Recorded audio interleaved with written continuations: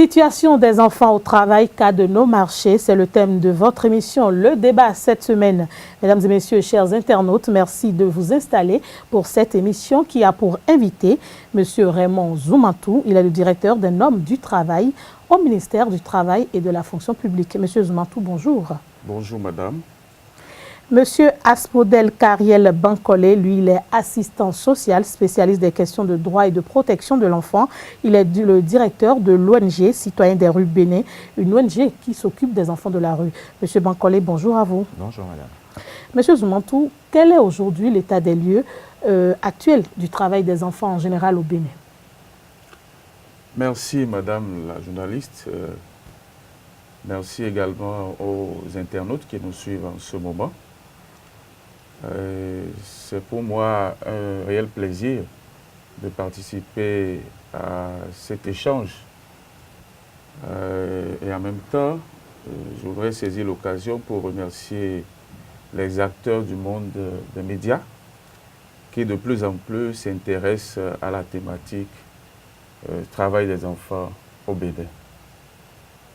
Cela dit, pour aborder la question que vous venez de poser, concernant l'état des lieux de la situation des enfants au travail dans notre pays, je voudrais d'abord partir de la situation au plan mondial. D'accord. Parce qu'en ce moment, se tient à Buenos Aires, en Argentine, la 4e conférence mondiale sur l'éradication durable du travail des enfants.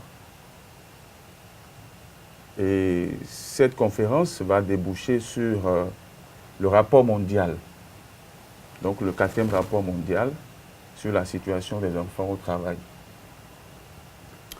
Alors, le dernier rapport, celui donc de 2012, parce que la conférence se tient tous les 5 ans, a dénombré 168 millions d'enfants en situation de travail dans le monde.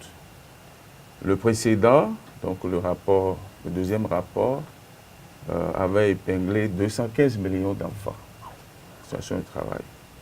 Si on se réfère donc au 3e rapport, ça fait l'équivalent de, disons, en comparant à la population béninoise, parce qu'on se situe autour de 10 millions, eh bien, ça fait un peu moins de 11 fois la population du Bénin.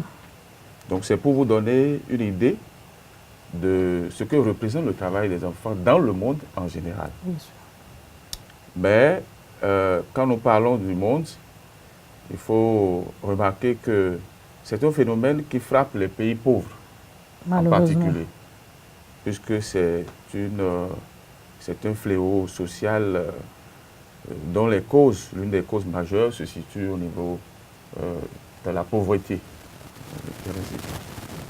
Pour revenir à la situation du Bénin, nous avons quelques repères. Le premier, c'est l'enquête nationale sur le travail des enfants, ce que nous appelons ANTE 2008. Donc, c'est en 2008 que pour la première fois, nous avons mené une enquête nationale sur le travail des enfants dans notre pays.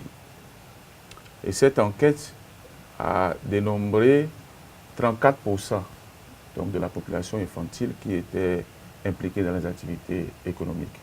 Ça représente un enfant sur 3 dans notre pays.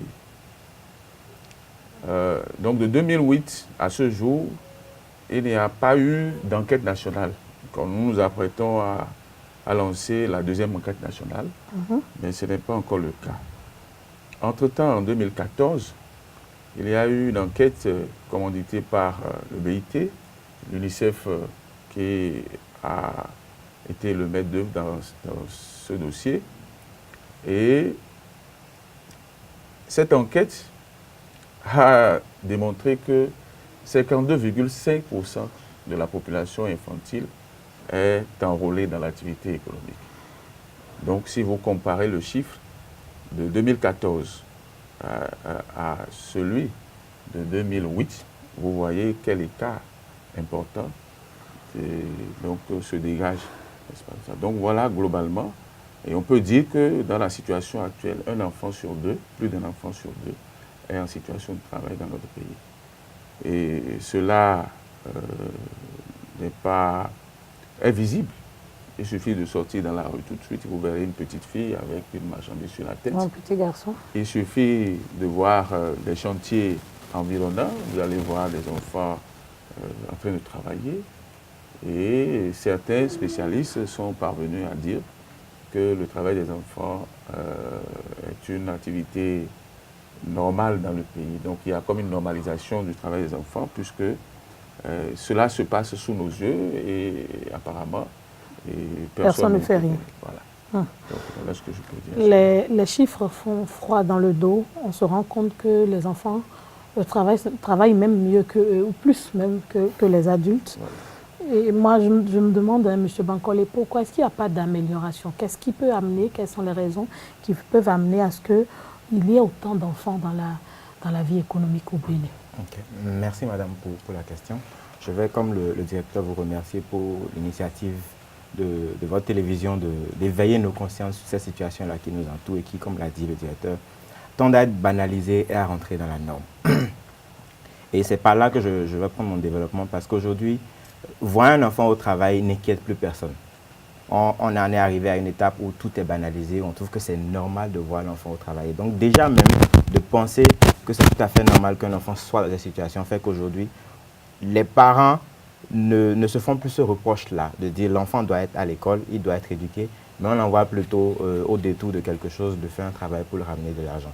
Derrière, il y a cette cause qu'on a tendance à tous évoquer, qui est la situation socio-économique, qui est la pauvreté, qui se justifie, oui, dans certains cas, mais qui, dans d'autres cas, je pense qu'il faudrait remettre en cause la question de la conscience même des parents à être responsables de leurs enfants.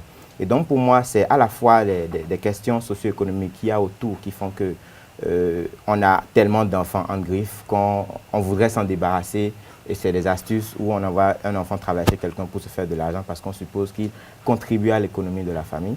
Mais il y a aussi l'autre côté où je pense quand même qu'il faut que les parents recentrent leur rôle de parents, qu'ils ne le banalisent plus, qu'ils soient clairement responsables parce que même dans la pauvreté, on peut être digne, on peut jouer clairement son rôle de parent. Merci de sortir cette phrase que j'adore très bien. Aucune pauvreté n'explique qu'on exploite des enfants. Aucune pauvreté n'explique qu'on fuit ses responsabilités. Et je vous remercie d'avoir sorti cette phrase.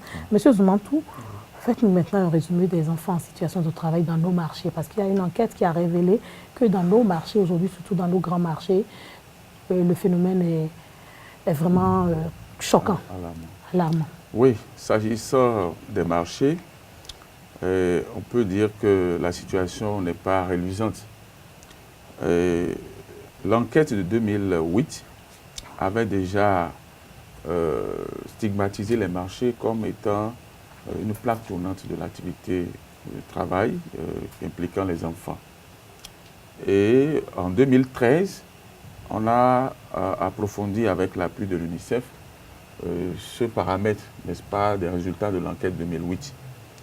Et nous avons mené donc dans les grands marchés de notre pays, des villes à statut particulier, le marché d'Antokpa, le marché Wando, le marché Azeke, une enquête pour apprécier la situation, donc en 2013. Cette enquête a révélé que 7882 enfants étaient en situation de travail. 7882, près de 1000 enfants, c'est quand même inquiétant, ne serait-ce que pour ces trois marchés. Et donc, la situation des enfants dans les marchés est réelle. Beaucoup d'enfants sont utilisés, soit par leurs parents, leurs propres parents, qui les y amènent, mais ça c'est marginal. Beaucoup plus par les tuteurs, les personnes auprès de qui ces enfants sont placés. Et parfois même des enfants qui sont ambulants tout simplement, que vous voyez dans le marché, qui viennent d'eux-mêmes dans le marché et qui séjournent, qui sont hébergés là et qui ont des... qui vivent dans le marché. Qui vivent dans le marché et qui sont nombreux. Donc, voilà un peu ce qu'on peut dire de la situation des enfants. Malheureusement, on y retrouve beaucoup de filles, de petites filles. Malheureusement. Malheureusement. Donc, l'activité marchande est une activité qui est... Oui, parce qu'on considère que c'est les femmes qui font le commerce. Donc, vous voyez beaucoup de petites filles qui sont dans ces marchés-là. Et qui dit marché et qui dit petites filles, vous voyez dit en même temps vulnérabilité, exposition à un certain nombre de phénomènes qu'on pourra aborder tout à l'heure. Donc, c'est ça. Et nous avons déclenché, depuis l'année dernière, une opération dans les marchés pour essayer de lutter contre le phénomène. Donc, encore une fois, avec l'appui de l'UNICEF, cette opération a consisté à faire des missions de contrôle dans ces marchés avec des équipes pluridisciplinaires impliquant les inspecteurs du travail, les assistants sociaux, la mairie, l'administration des différents marchés, etc. Résultat, nous avons pu quand même inquiéter. On n'a pas résolu complètement le problème. Mais nous avons pu quand même pour une première fois, ou une fois encore, porter le message et titiller un peu les acteurs du marché. Aujourd'hui, si vous allez au niveau de ces 3 grands marchés, vous sentez avec une prise de conscience qui vient appuyer un peu le travail que les ONG ont fait et continuent de faire au niveau de ces marchés-là. Cette année, nous avons fait un effort pour aller plus loin. Nous avons lancé une campagne que nous avons appelée « Zéro enfant en situation de travail » dans les marchés. Cette campagne a été lancée le 4 juillet dernier par le ministre du Travail. Et zéro enfant donc en situation de travail dans les marchés et carrefours de nos grandes villes. Et c'est cette activité qui se mène en ce moment. Et nous avons fait la première phase et nous avons pu identifier plus de 600 enfants, ne serait-ce que dans les 3 marchés en situation réelle de travail. Et nous en avons retiré ceux qui étaient dans les pires formes de travail. Et nous avons retiré 77 parmi eux. Et cette opération a eu lieu pendant la période des vacances. Beaucoup nous ont fait la querelle d'avoir mené l'activité en ce moment-là.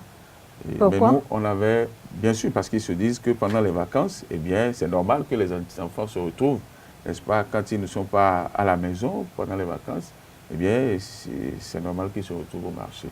Bon, c'est un point de vue qui n'est pas, qui ne résiste pas, bien entendu, à la réflexion sur cette question-là. Mais en ce moment, nous sommes en train de faire le 2e tour donc, du passage et nous avons constaté qu'il y a un peu d'effort qui fait le message a pris. Et le taux de pénétration est situé autour de 30% en ce moment. Donc voilà un peu la situation s'agissant des enfants au marché. Dans le marché. Voilà. Monsieur Bankole, des opérations ont été menées dans les marchés pour pouvoir sortir ces enfants des marchés et des carrefours. C'est vrai qu'au niveau des carrefours, on ne voit plus des enfants travailler, mais on voit des enfants faire l'aumône. Mais déjà dans nos marchés, sur plus de 600 enfants, 77 ont pu retourner en famille. C'est vrai que tout à l'heure, je vais demander comment est-ce qu'ils ont fait au-delà de la sensibilisation. Mais je sais que vous êtes directeur d'une ONG qui s'occupe des enfants de la rue, qui sensibilise. Vous êtes un assistant social. Vous êtes forcément en collaboration avec les centres de promotion sociale et d'autres ONG, notamment les partenaires comme l'UNICEF, Plan Bénin et autres. Qu'est-ce que ces familles-là disent quand vous retournez ces enfants vers les familles? Qu'est-ce qui donne comme argument au-delà de la pauvreté? Parce qu'on a dit que la pauvreté ne peut pas être une porte de sortie pour maltraiter son propre enfant. C'est vrai que c'est une question assez intéressante, mais souvent on tourne toujours autour de la même réponse qui pour nous en tant que travailleurs à l'opérationnel font qu'on est obligé de pousser au-delà de tout et de bien comprendre. Mais derrière, il y a une autre analyse qui se fait. Vous rentrez dans une famille où, par exemple, vous vous retrouvez avec, dans une localité, je vais dire une famille où le père a peut-être 30 ans, la mère va se retrouver dans les 25 ans, ils se retrouvent déjà à 6 ou à 7 gosses. Ah. Déjà. Et donc déjà, dans le cycle de faire participer l'enfant à l'économie, on l'envoie chez quelqu'un, on fait un petit... C'est ça aussi la question de la norme. Et le directeur étant là, je suis sûr qu'on va aborder les questions de norme. Non, on va aborder. Voilà. Et donc, du coup, on pense qu'en faisant ça, l'enfant contribue à l'économie. Parce que derrière, on s'appuie sur le fait de dire on est pauvre, on n'a pas assez de ressources pour nourrir les bouches. Et je crois qu'on l'a vu récemment, souvent lorsqu'on va retenir les enfants, les parents sont totalement désengagés. Parce qu'en fait, ils se disent, j'ai trouvé une porte d'issue en mettant l'enfant dans une situation où il nous rapporte de l'argent. Maintenant, vous nous le ramenez encore. Donc, il faut trouver une solution. Un peu comme un fardeau. Et on s'attend toujours à, dans ce cas, qu'est-ce que vous faites pour nous? Et nous, notre travail, c'est de dire, la responsabilité de protéger l'enfant en premier est la vôtre. Et pourquoi faire des enfants si on ne peut pas s'en occuper? Ça, c'est encore un autre débat parce qu'on a tous notre conception des enfants, du nombre d'enfants qu'on doit avoir et tout. Et sur lequel je pense qu'il faudrait aussi travailler auprès de nos populations. Et donc, on se retrouve souvent entre l'identification de l'enfant et son retour en famille à faire un gros travail de masse, à essayer de comprendre, à sensibiliser. Mais comprendre jusqu'à quand? Non, je dirais qu'on a eu des parents qui, au fil du temps, sont devenus réceptifs à la chose. Tous les parents ne sont pas braqués. Si je prends 5 enfants, je pense que sur 4 au moins, on a 4 qui retournent en famille. Ce qui fait que le travail, parfois, semble mettre du temps. C'est qu'il faut retenir l'enfant en famille, bien sûr, mais il faut faire un suivi continuel. Bien sûr, pour être sûr qu'il reste, qu'il a accès à ses droits et que d'autres enfants de l'environnement ou de la même famille ne tombent pas. Parce qu'on a tendance à voir, lorsque vous ramenez un enfant, sans que vous ne vous en rendiez compte, dans le même cercle familial, on enverra un autre enfant remplacé. Et donc, c'est là où notre travail avec les services sociaux, donc les CPS en l'occurrence, et les ONG de la zone sont super intéressants parce qu'il faut mettre tout le monde en connexion autour de la situation de l'enfant pour avoir le regard, que le suivi soit vraiment collectif et que le parent se sente clairement dans son rôle de parent. Parce que fuir ses responsabilités sous le couvert de la pauvreté, ça fait longtemps qu'ils le disent, mais quand vous rentrez dans les familles, vous sentez quand même qu'il y a des ressources au niveau de l'environnement, mais il y a parfois un manque d'investissement. Le père se dit, bon, il n'y a pas grand-chose à faire, alors qu'il y a des lopins de terre à cultiver, il y a des activités à mener pour avoir des ressources et prendre en charge les enfants. Donc, on est dans aussi de la déresponsabilisation qui, pour moi, aujourd'hui, semble vraiment, vraiment rentrer dans les normes. Et là, je rebondis sur un truc assez intéressant qu'a dit le directeur. Il y a un travail de sensibilisation qui se fait. Et là, la ministre de la Famille, je crois qu'elle a dit récemment, après la sensibilisation, il va falloir passer à un niveau plus important. Je pense que ça fait des années qu'on est dans ce système, on fait des enquêtes, on sensibilise, on sensibilise. Aujourd'hui, il faut, sur 1 ou 2 ou 3 cas, mener des actions coercitives pour que les gens sentent que, ah oui, c'est de ma responsabilité. Lorsque je la fuis, voilà ce qui se passer. Et je crois que le Code de l'enfant, dans son article 362, a clairement parlé des sanctions qui peuvent s'appliquer à des personnes qui sont prises dans ce genre de situation. Voilà on va faire la lecture de cet article tout à l'heure. Monsieur Bankole, à quel âge, puisque vous êtes un spécialiste de protection des droits de l'enfant, avant que le directeur ne vienne vous appuyer, à quel âge un enfant doit-il se retrouver en situation de travail selon notre code de l'enfant?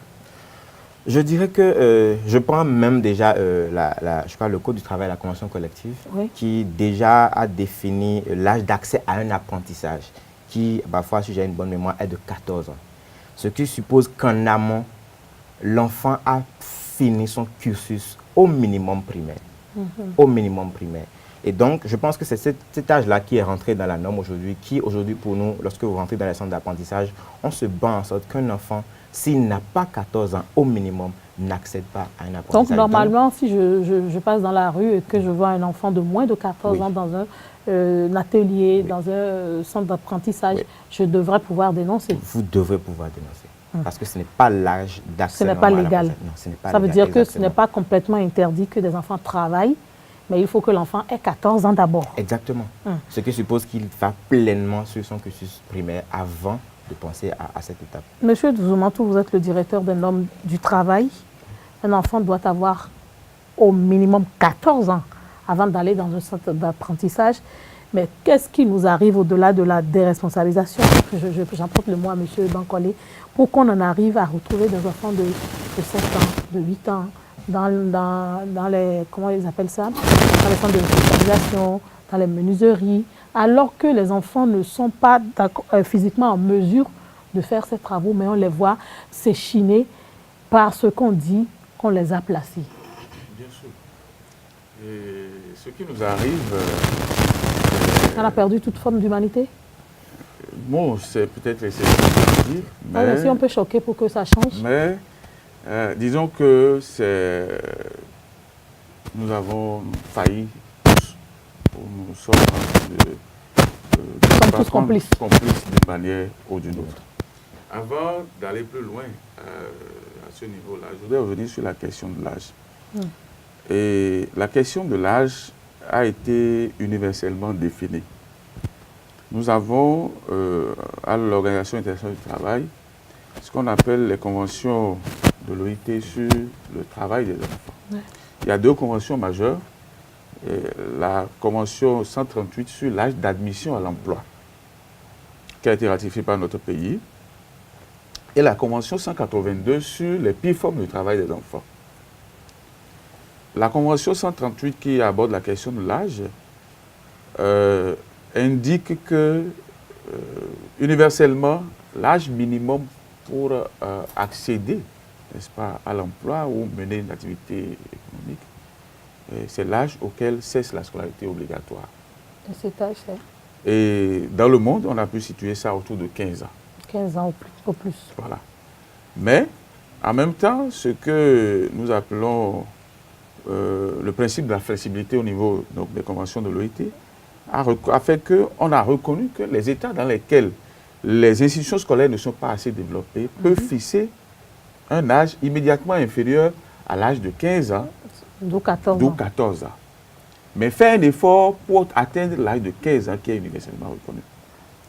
Et nous avons adopté notre code du travail, notre législation du travail en 1998, le code en vigueur en matière de travail date de 1998, et nous avons adopté naturellement l'âge de 14 ans. Donc aux articles 66 et 166 du code, vous verrez que c'est l'âge de 14 ans qui a été spécifié. Mais le code est en relecture. Et donc, dans le projet que nous sommes sur lequel nous travaillons en ce moment, nous sommes déjà passés à l'âge de 15 ans. Donc, quand il sera voté et adopté, désormais, ça va passer à 15 ans. Ça, c'est pour ce qui concerne l'âge minimum. Mais pour ce qu'on appelle les pires formes de travail des enfants, et en particulier pour les travaux dangereux, parce qu'il y a dans la catégorie des pires formes, il y a des travaux qui sont prohibés, donc interdits strictement. Non, je pense même que c'est sur ça que nous allons mettre voilà, et il y en a qui sont autorisés, mais qui sont dangereux, de par leur nature ou les conditions dans lesquelles ces travaux s'exercent. Et donc, cet âge est de 18 ans. Est de 18 ans. Pour que l'enfant physiquement puisse avoir les capacités pour répondre à ça. Et tout ceci, c'est en lien avec, d'accord, l'éducation, la formation, l'éducation de l'enfant à l'école. Comme il a dit, aujourd'hui, quand vous prenez 14 ans, un enfant qui a 14 ans, moyennement, en ville, c'est autour de la classe de 3e. Quand vous prenez les enfants en classe de 3e aujourd'hui, la moyenne, c'est autour de 14 ans. Peut-être dans les localités reculées, bon, c'est encore autre chose. Mais au moins, on s'assure qu'il a fini pleinement le cursus de l'enseignement de base. La notion de l'enseignement de base est un peu relative d'un pays à un autre. Ça voudra dire qu'un parent devrait tout au moins scolariser son enfant jusqu'à cet âge. Jusqu'à cet âge, nécessairement. Il ne faut pas que les gens prennent un argument et viennent dire qu'on a dit que c'est 14 ans, donc l'enfant reste à la maison et à 14 ans, il commence à apprendre un métier. Non, pas du tout. Donc l'enfant doit être nécessairement à l'école. D'accord, jusqu'à cet âge-là. Mais en même temps, il faut reconnaître que tous les enfants ne sont pas aptes.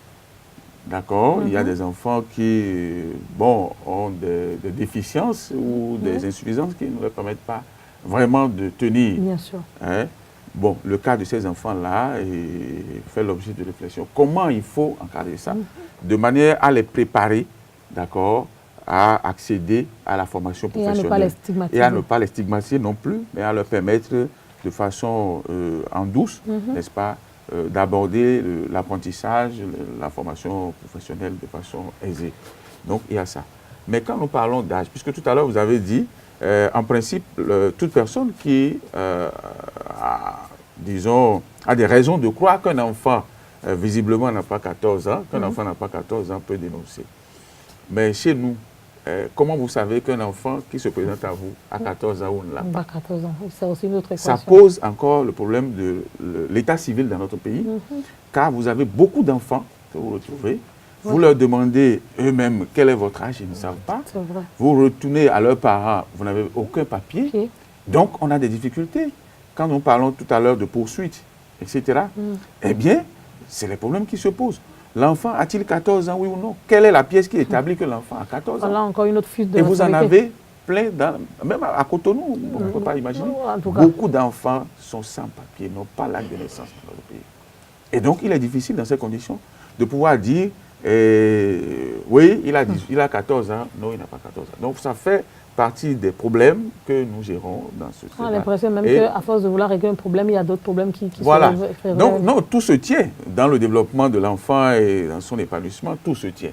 L'état civil doit être, disons, c'est primordial. doit être, C'est voilà, primordial. à jour et pour permettre qu'on puisse situer très rapidement ces enfants.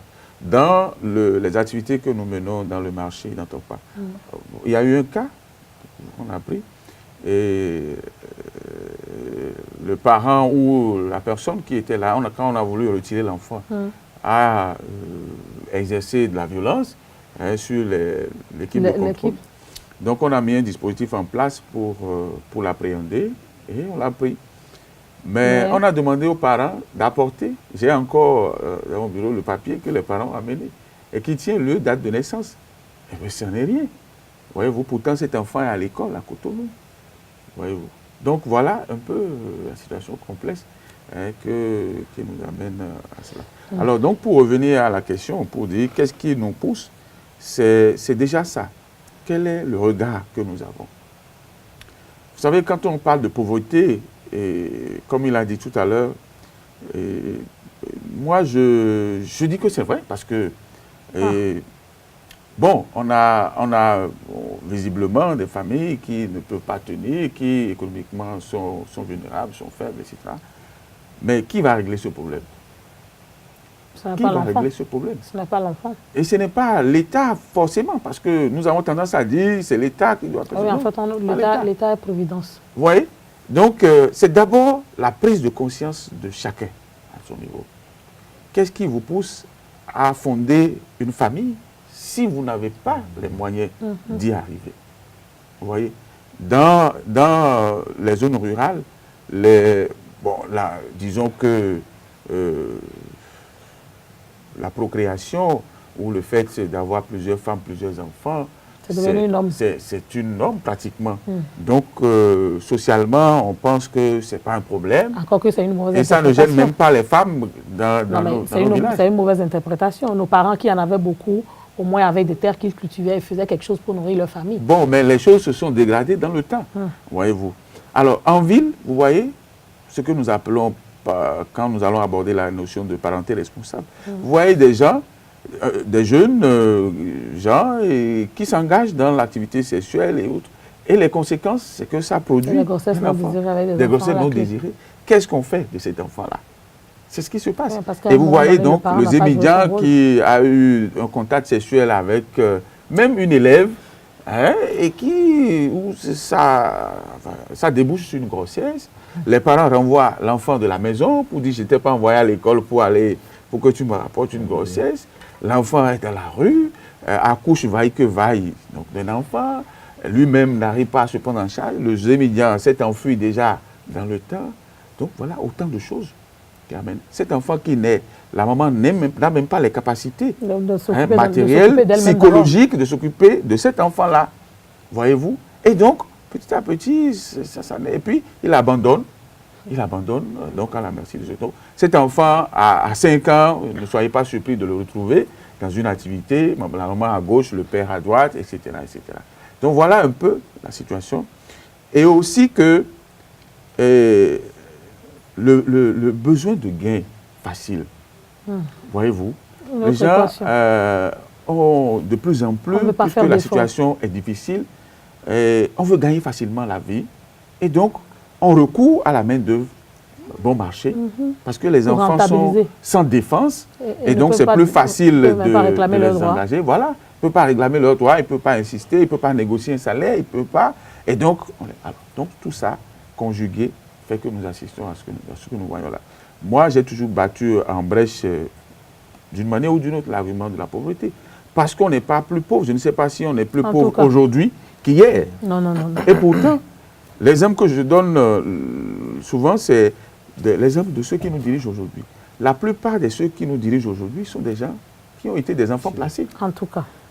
Mais à l'époque, si on ne leur avait pas permis d'aller à l'école, d'accéder à une formation... Ils ne seraient pas là aujourd'hui. Est-ce qu'ils seront là aujourd'hui? Pour la plupart, vous prenez à plus de 80%, c'est des gens qui étaient de zone rurale, qu'on a envoyés en ville auprès d'une tante, auprès d'un oncle, ou auprès même d'une personne inconnue qui dit, bon, moi je prends en charge cet enfant pour vous aider à ce qu'il se développe, tout ça. Il vient en ville, on l'inscrit à l'école, etc.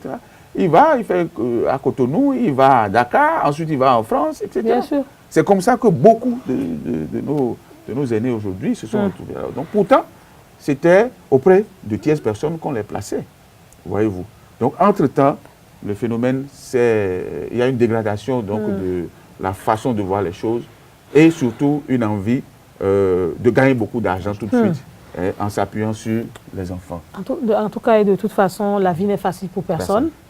Tous on est passé par des moments de difficulté. Mais la seule décision qu'on a eu à prendre, c'est de ne pas se laisser faire parce que l'argent n'est jamais facile à trouver et aucune vie n'est facile. Et quand on veut évoluer, moi je me dis toujours que quand on parle aux enfants, quand on parle des enfants, il faut plus parler aux filles parce qu'elles ne comprennent pas toujours. Elles ont toujours cette tête en l'air là de penser qu'il suffit de tomber enceinte pour un homme et la vie est rose, alors que ce n'est pas le cas. La vie est très difficile et c'est plus compliqué aujourd'hui parce que les hommes veulent des partenaires pour les accompagner, pas des partenaires pour venir les étouffer. Monsieur Bankole, parlez-nous maintenant des différentes formes, des pires formes de travail, qu'on creuse vraiment l'abcès. Je pense que je ne vais pas respect pour le directeur étant là. Non, vous allez commencer, il va comprendre, vous allez commencer, il va venir dire ce que le code de l'enfant prévoit pour punir. Non, si je tiens à remettre la question au niveau du directeur, c'est parce que je le dis ouvertement, souvent nous dans notre posture de travailleur social, nous sommes pris dans le feu de l'action que parfois il y a des choses qui pour nous doivent être clarifiées et doivent échapper. Je voudrais sincèrement les remettre au directeur. Donc je vais passer la parole au directeur alors. Comme ça, vous allez dire ce qui vous échappe et il va mieux vous éclairer. Merci beaucoup, madame. Les pires formes de travail sont définies dans la Convention 182 de l'OIT, comme je l'ai dit tout à l'heure, qui a été ratifiée par notre pays, et à l'article 3, que nous avons repris, d'accord, dans le Code de l'enfant. Oui. Alors, on entend par pire forme de travail des enfants, disons, 4 catégories d'activités. Les 3 premières sont des activités prohibées, proscrites. Interdites. La première catégorie, c'est toutes les formes d'esclavage ou de pratiques analogues. Vous savez que l'esclavage existe encore dans certains pays. Donnez des termes simples pour que les populations puissent comprendre. Vous savez... Alors, quand on commence pas à parler le français trop généraliste, ils ne comprennent pas. Non, l'esclavage, vous connaissez, tout le monde a vécu chez nous ici. Enfin, à un moment donné, l'esclavage. Vino-Bengon ou des pratiques qui consistent à mettre quelqu'un sous l'autorité ou sous la responsabilité d'un autre qui utilise comme bon lui semble, c'est son Dieu, etc. Voyez-vous, ça vous rappelle la période de l'histoire. Un parent, il utilise l'enfant pour la prostitution, il en recueille des gains, et l'enfant n'est jamais heureux, on ne fait jamais rien pour l'enfant, on ne s'en occupe pas. Voilà, donc vous voyez. Donc, tout le monde a vécu, tout le monde sait un peu notre histoire de l'esclavage. Donc, les enfants, également, font l'objet d'esclavage de la part... Qui ne dit pas son nom. Voilà. Donc, ces pratiques-là. La servitude pour dette.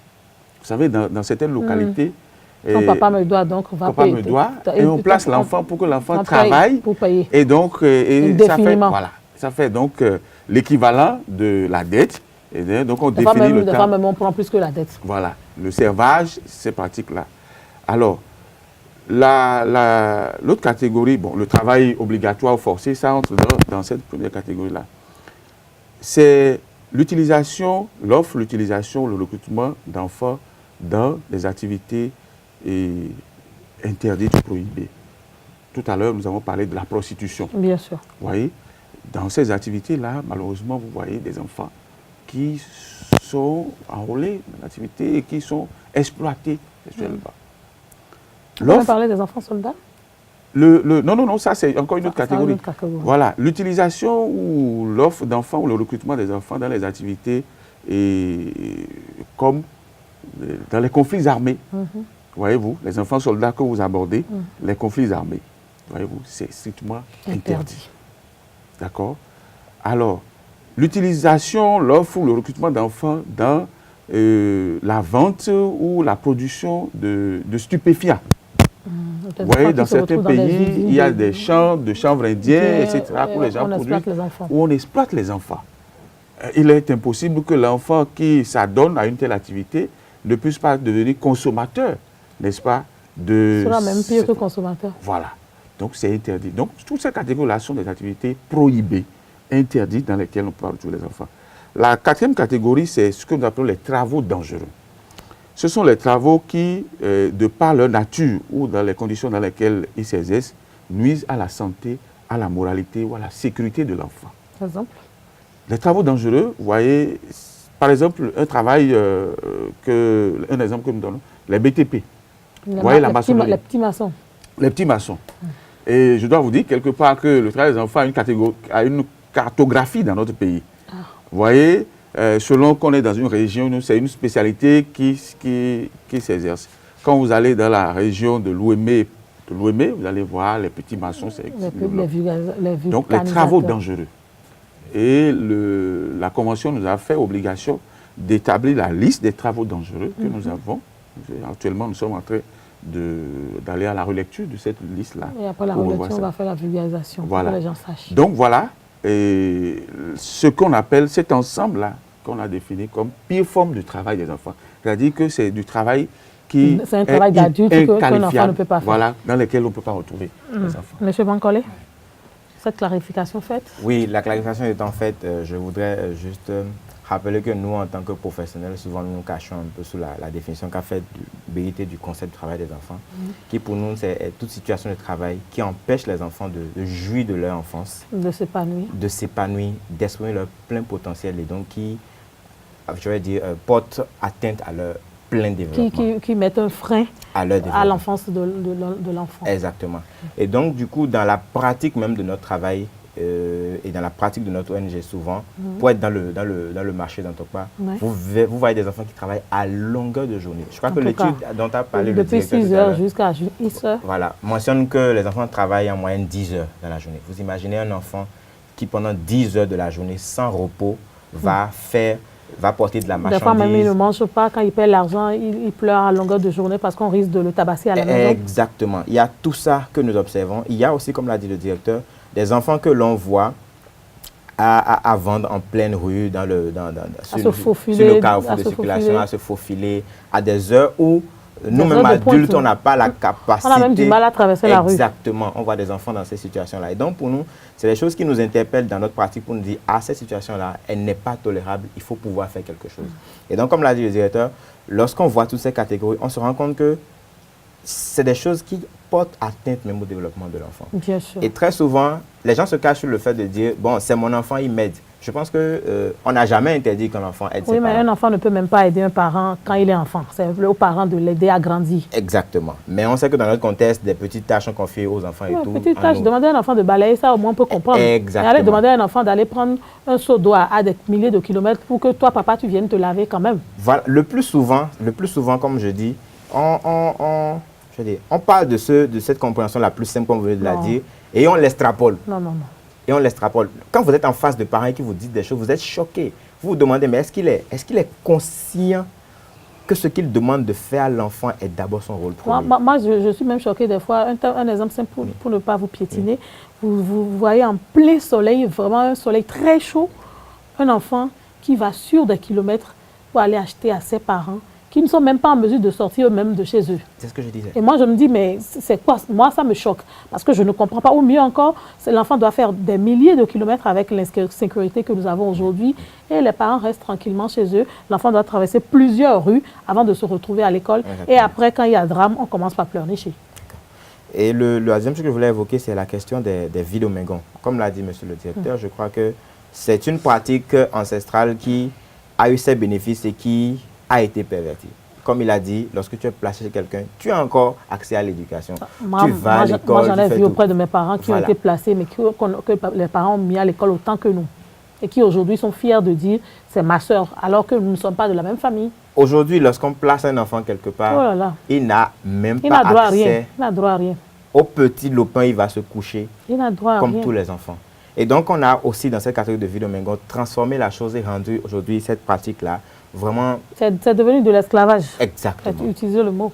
Bon, je ne voulais pas être aussi, ah non, moi aussi je préfère qu'il vaut mieux. Donc aujourd'hui, derrière ce vocable de vidéomengon, beaucoup de choses se passent, beaucoup de choses se vivent. Et c'est dans ça qu'on va placer un enfant dans des activités de prostitution. C'est dans ça qu'on va lui faire vendre des choses qu'il ne sait pas vendre.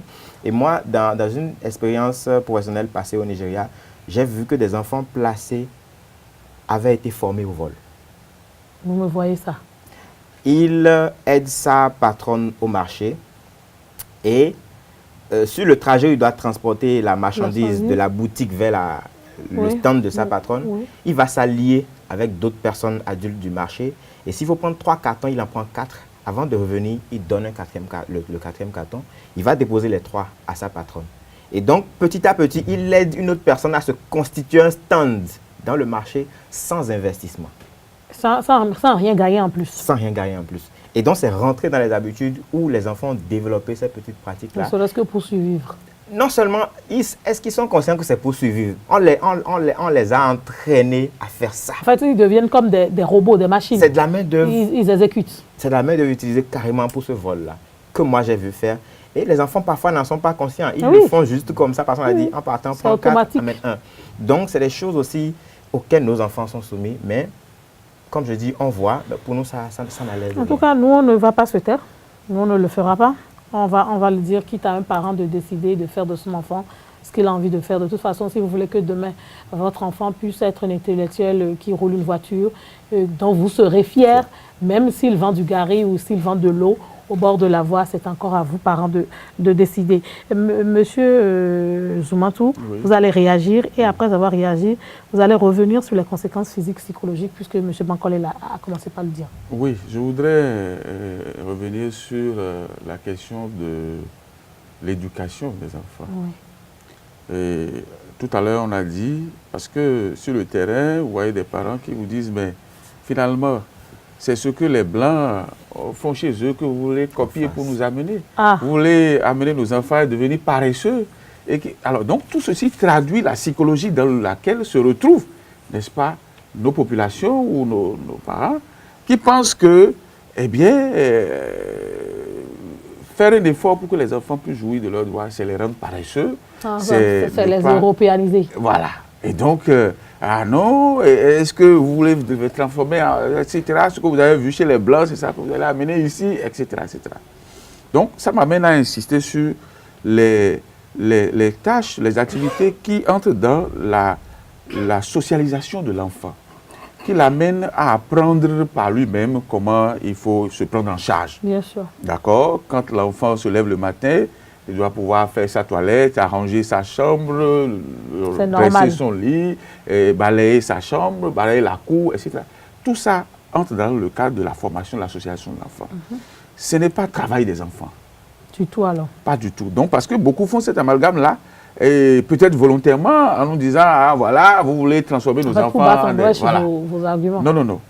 Donc, on est clair pour leur dire, ça, ce n'est pas du travail des enfants. Quand vous demandez à l'enfant d'aller laver la vaisselle, d'aller laver le linge, et de savoir repasser son...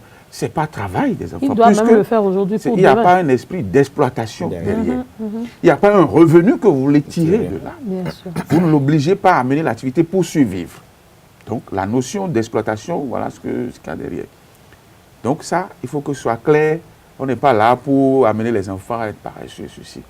Et pour autant, même dans nos pays où on parle d'enfants paresseux, les enfants n'ont jamais, en tant que tels, permis de développer les pays. C'est les adultes. Au BIT, nous disons les enfants à l'école, les adultes au travail. Voyez-vous. Je vais même garder ça. Voilà. Donc, alors sur la question donc, des conséquences, les conséquences sont énormes. D'abord sur l'enfant. Oui, les conséquences sur l'enfant d'abord. Oui, d'abord sur l'enfant. L'une des premières conséquences, selon la nature de l'activité que l'enfant mène, c'est physique, la conséquence physique. Vous voyez des enfants dans les BTP par exemple, qui sont obligés de transporter des charges lourdes, alors que l'organisme de l'enfant est en plein développement, donc dans la croissance, à force de transporter ces charges-là, il y a ce qu'on appelle le retard de croissance physique chez l'enfant. Et donc, il s'observe, vous allez voir un enfant, par exemple, il est trapu, il a des muscles, etc. On dit, ah, attention ça. Mais c'est les manifestations physiques du travail auquel il est soumis, etc. Donc, il y a cette déformation-là. Psychologique, au plan psychologique, vous voyez, c'est des enfants qui ont des difficultés à réfléchir et à véritablement rendre, voyez-vous. Donc, ils n'ont pas d'autres possibilités intellectuelles que de s'affiner ou de s'incruster simplement dans ce qu'on a dit. Donc, ils ont des capacités limitées au plan psychologique. Et les comportements, disons, malsains qu'ils développent, comme il vient de le dire, voilà, les enfants apprennent à voler, ils apprennent à mentir. Voyez-vous, toutes choses parce que l'enfant est obligé de se défendre face à des situations qui le dépassent. Ben, il est obligé de recourir à des moyens, tout ça. Donc, il peut mentir, il peut faire des choses extraordinaires que vous allez découvrir après. Donc, tout ça entre dans ce... Il y a la violence.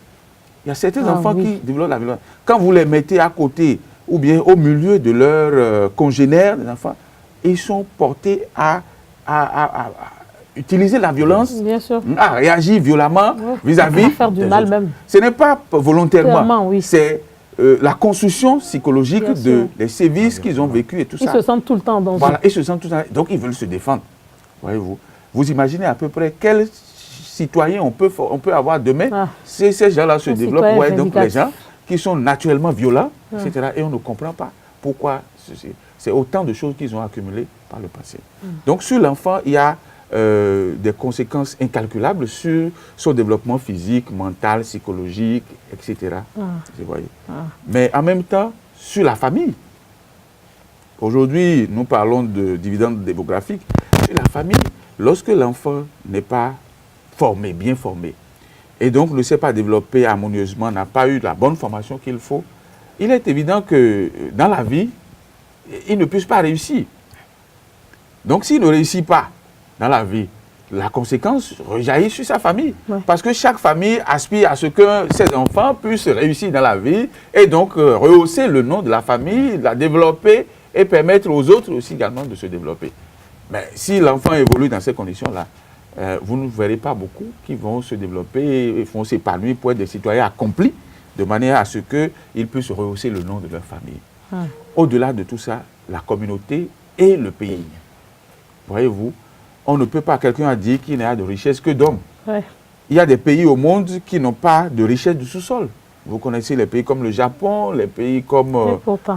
moi, j'allais à Genève, en Suisse, ils n'ont rien, ils n'ont que la montagne.